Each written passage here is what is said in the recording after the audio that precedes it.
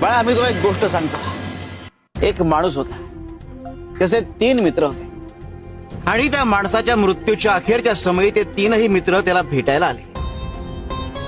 माणसाने तिघांना प्रश्न विचारला की बाबांनो, आयुष्यभर तुम्ही माझी सोबत केली, आता मृत्यूनंतरही माझी सोबत कराल का?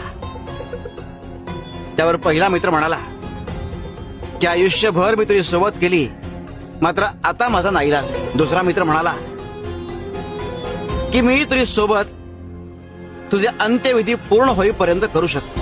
तिसरा मित्र म्हणाला की मी आयुष्यभर तुझी सोबत केली आणि मृत्यूनंतरही मी तुझी सोबत करेन. हे 3 मित्र कोण होते ठाऊक आहे? धन, कुटुंब आणि कर्म. धन तोवर तुमची सोबत करतं जोवर तुम्ही जिवंत असता. कुटुंब तोवर तुमची सोबत करतं जोवर तुमचे अंत्यविधी पूर्ण होत नाही. मात्र कर्म हे मृत्यूनंतर कायम तुमच्या सोबत असतं. आणि इतकंच काय, तर तुमचा पुढचा जन्म हे तुमच्या कर्मांवर अवलंबून असतो. तेव्हा कायम चांगले कर्म करा आणि स्वप्न अशी पहा ज्यात स्वतःच्या आधी इतरांचा विचार सामावलेला असेल. शिव शंकर शंभा. Download ShareChat.